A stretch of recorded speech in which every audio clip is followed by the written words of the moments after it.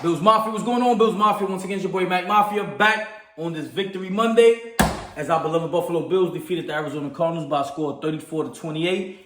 Again, on this Victory Monday, that's why I get to wear this great shirt, this great sweater right here. But nonetheless, before I even get started, Bills Mafia, I just want to tell you guys, if you're not subscribed to the channel, please do so. Make sure you subscribe, make sure you like, make sure you comment.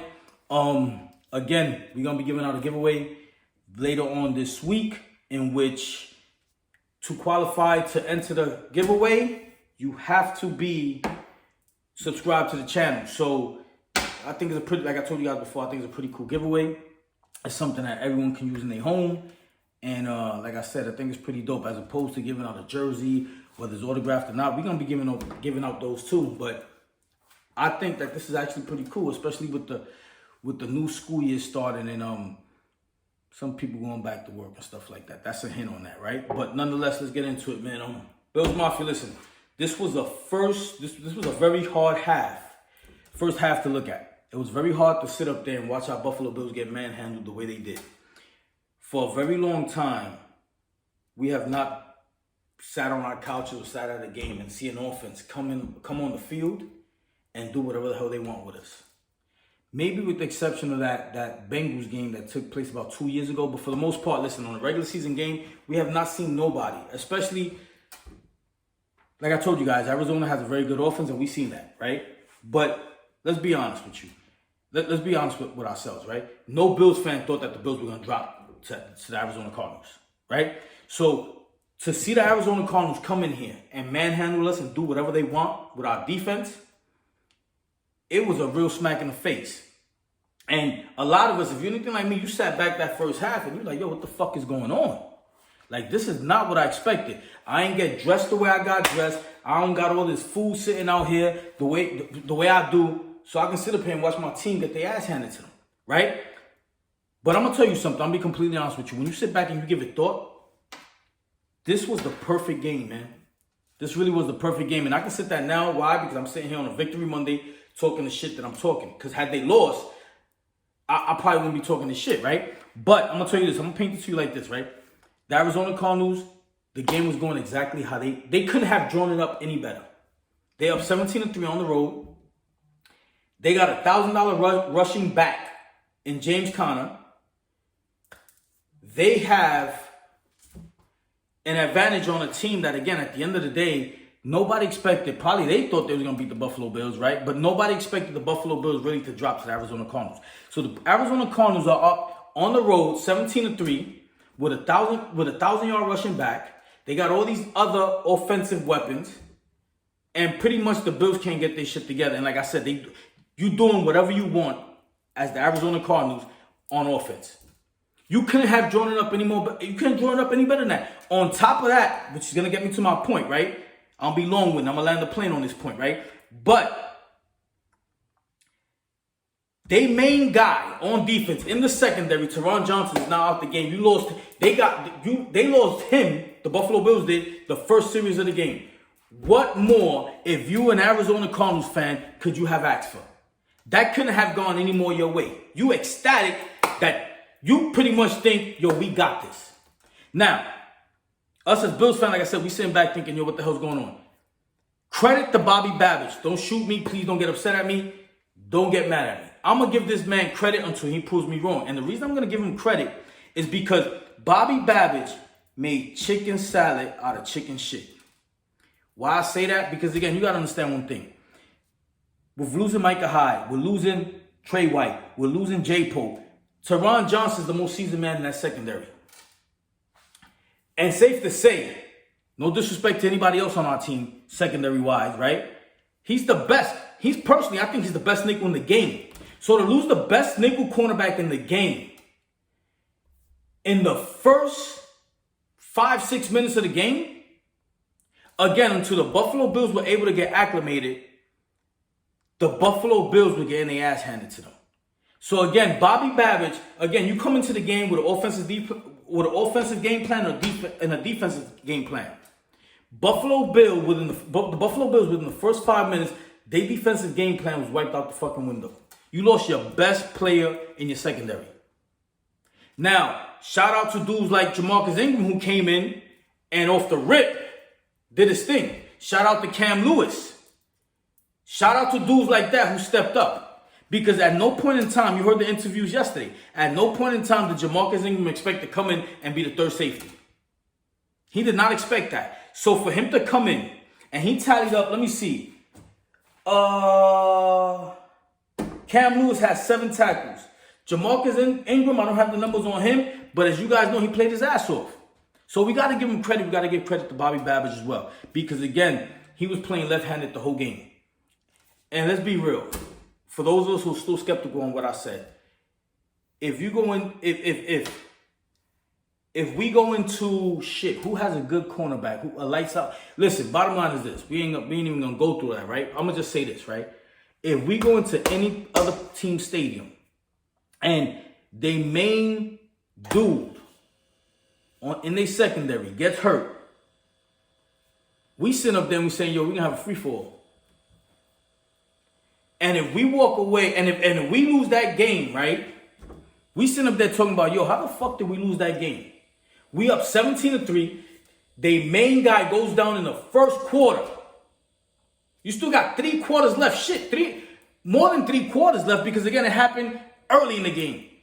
So we're expecting to win that game. The Arizona Cardinals should be furious right now. Because, again, this game was dialed up and it was designed exactly the way they fucking wanted. They couldn't have expected a better game.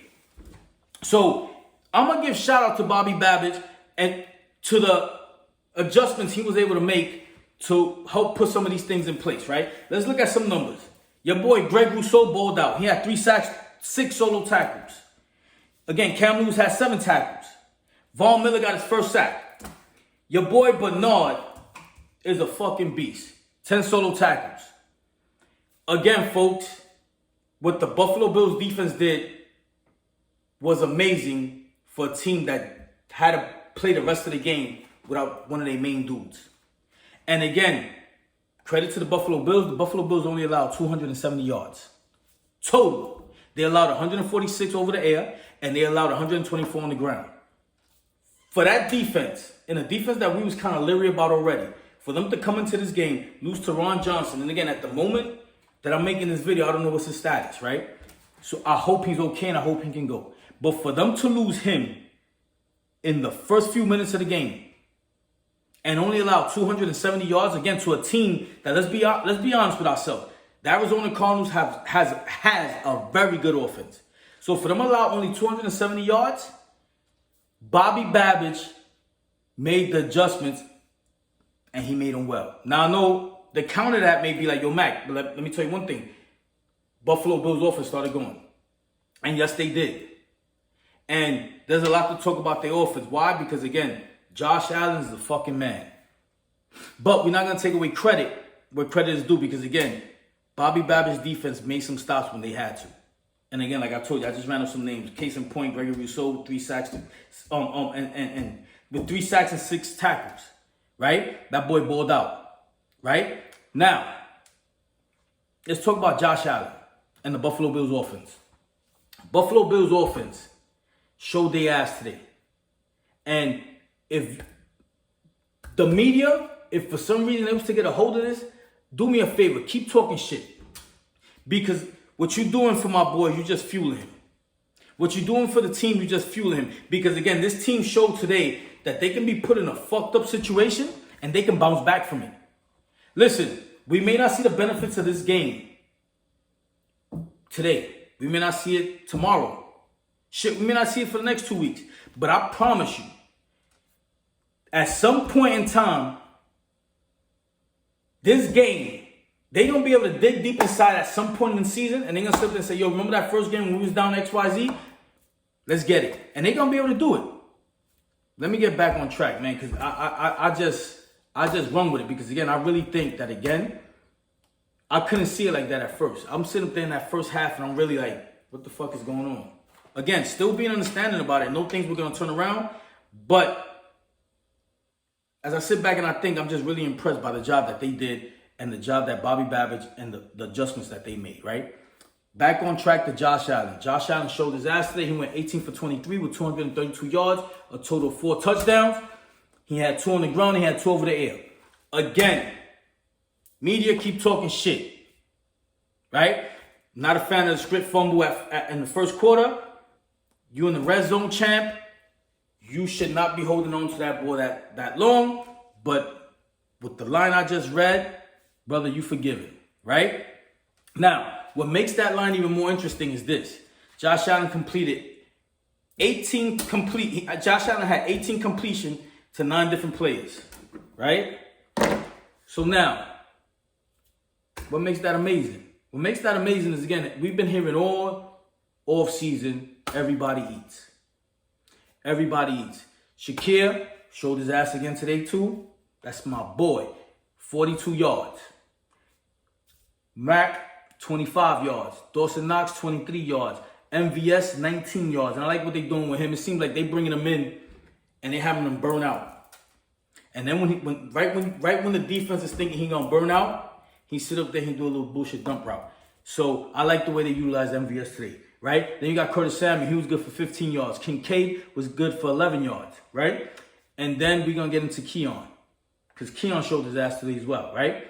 But what makes that more impressive is that Josh Allen only had 5 first half passing attempts. That's all he had in the first half. The first 30 minutes of football, Josh Allen only had 5 first-yard passing attempts, right? This kid, man, puts the team on his back. And it's just crazy how the media shits on him. But nonetheless, like I said, keep talking your shit, keep doing what you're doing, because, again, it's just bringing out another side of our boy. Now, when you look at Keon Coleman,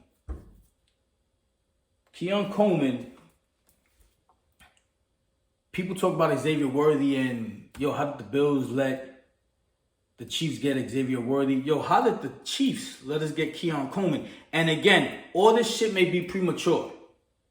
I understand that as I say this, right? But Keon Coleman, unlike Xavier Worthy, was put in a situation today in which he was trusted. It was a 24-20 game, 4th quarter. 2nd and 12. Keon Coleman was put in a position in which he had to make a big play, and he did. For a rookie in his first game, where you got all these nerves going on, you understand? 8 months ago, 6 months ago, this kid was a college kid walking around somebody's campus. So for that kid to be put in this situation, in a game that's 24-20, 4th quarter, for you to be trusted, fuck the catch, great catch, but for you to be trusted to come down with a play like that says a lot and speaks volumes.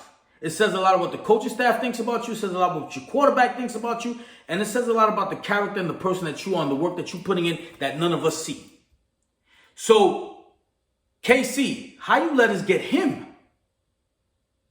Right?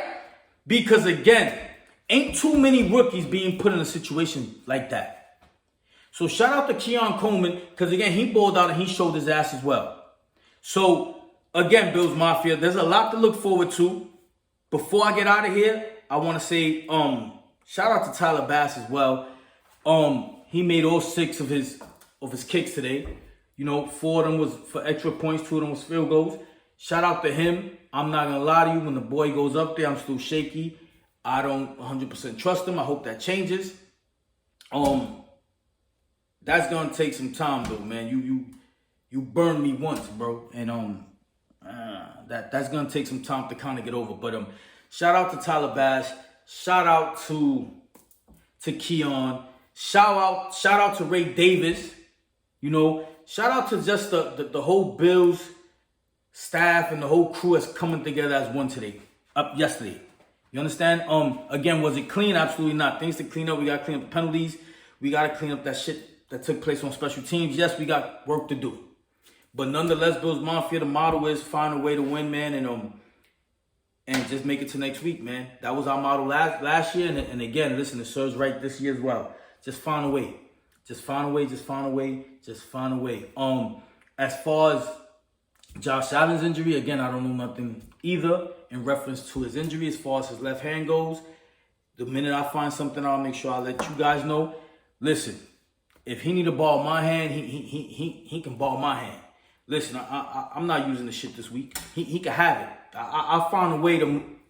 I found my way around with one hand this week. You can hold the shit for a week. Just give it back when you're feeling better. Just please let it not be anything serious. Bills Mafia, that's my time. I'm out of here, man. Again, like I told you guys, there's a lot more pluses than there's negatives. We just gotta see the glass half full as opposed to half empty. But again, Bills Mafia, this was actually a great win. It was a short week. We off to Miami. And Bills won. Dolphins won. Patriots won. They beat the Bengals. And Jets is on tonight. Let's see how that goes. But nonetheless, like I told you guys, that's 3 teams in the division, including ourselves with victories. So it's turning out to be what we thought it would be. First game in, again, it's a lot to learn, a lot to go off on the season. Still, a lot has to unravel, a lot has to unplay. Don't get too high, don't get too low. Take it for what it is. Like I said, when we got the time, find a way to win and carry over to the next week. That's it. Bills Mafia, again, my time is out. The minute I find something out about Josh Allen, about Shakir, I'll let you guys know. Subscribe to the channel. Don't forget, hold your boy down. And Bills Mafia, I love y'all, man. Talk to me nice or don't talk to me at all. All right?